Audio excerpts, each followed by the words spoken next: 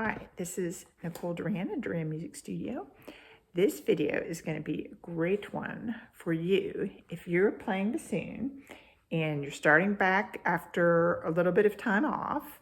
You are wanting to infuse your warm-up with some meaningfulness to the studies that you're working on and to the solos that you're working on.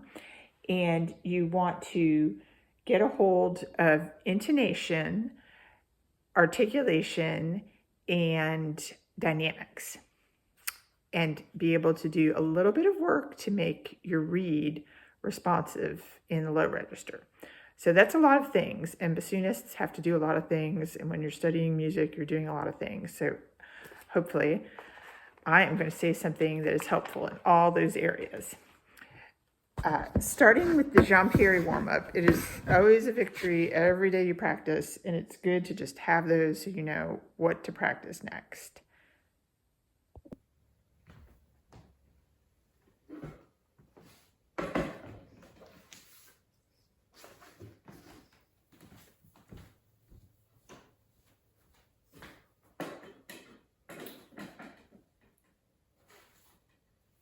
Okay, so my notes here for making the warm-ups meaningful, I would say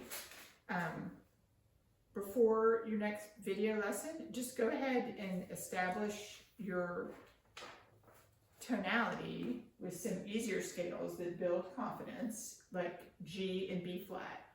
Play them first as loudly as you can and then as quietly as you can, so you get a sense of your dynamics.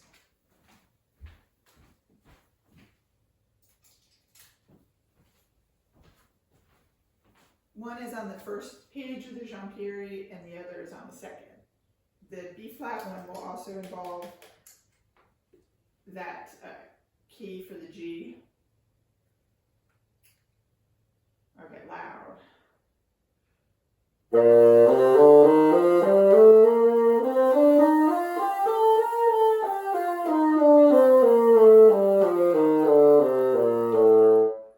And then I'm going to go over to the other page for G.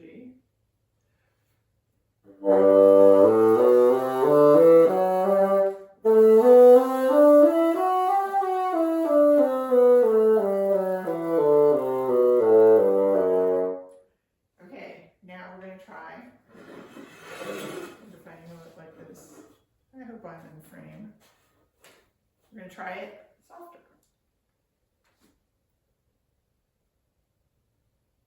Your beautiful little owl outside.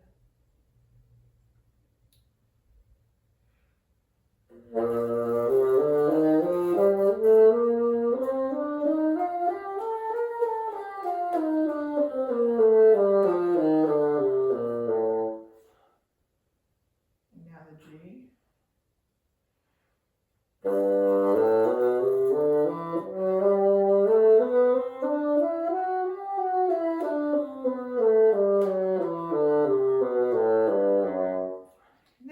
Sense of control over the reed, and I definitely like that you are being picky with your reeds, and I'm going to give some tips at the end for how you can make the reed a little more articulate. So then you want to transfer the energy from your warm-up to the etude you're doing, which you can do. You could do it with a tuner, but then I just realized if you use that G with the resonance key, you kind of get it in your ear.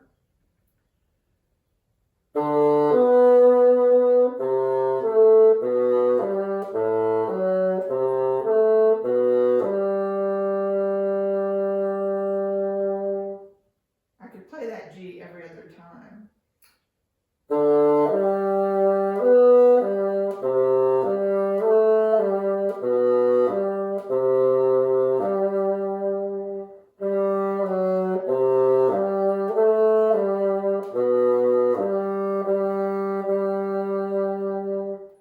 And that really gives you a sense of the home note.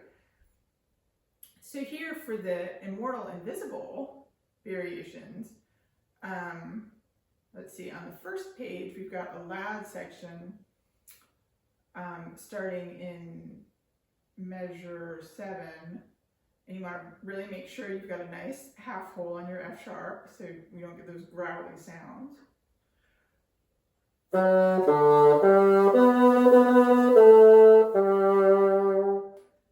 Now, what if we try the opposite of that? So that was kind of legato, loud, and full sound. Now I'm going to try staccato piano just to see what is the difference.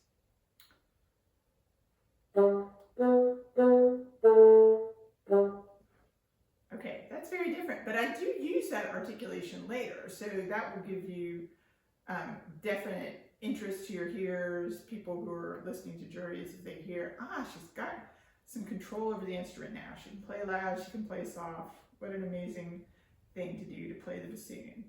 Okay, so then I could go from my G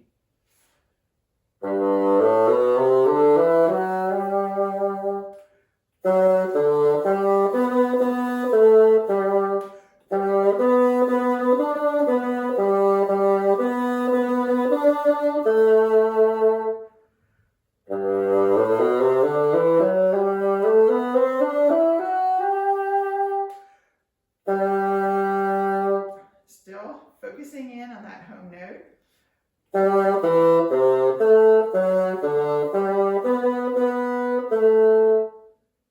Now maybe I want to go back to that tender sounding Weissenborn etude, number 4.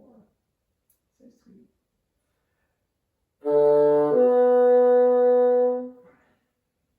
Think about the muscles you're building up there, the support you're using.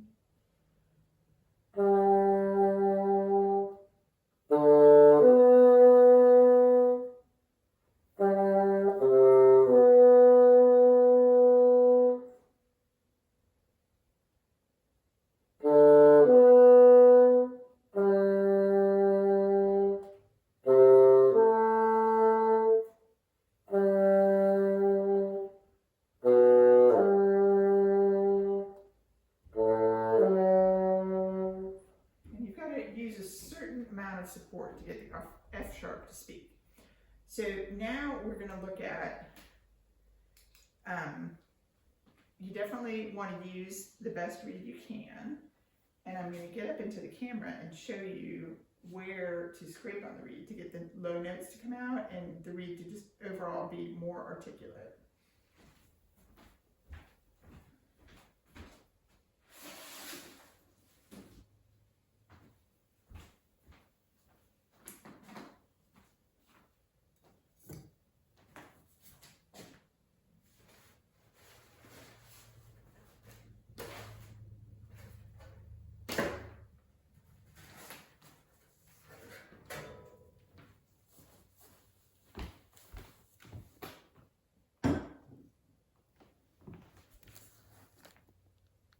Okay, right in here, this is for stiff, unresponsive higher registers, but this one is for stiff, unresponsive lower registers. And I can try to send you a PDF of this if you need it, but basically it's right there in the reed that's gonna control the low notes coming out, whereas right there is gonna control the overall articulation. So I hope that was helpful, and congratulations to you for getting back started again, using your diaphragm for air support, keeping your ear very focused on the intonation and sound, and then just catapulting that control of the instrument. You're getting now, learning all these new fingerings and translating it into musicality and articulation and dynamics for your etudes.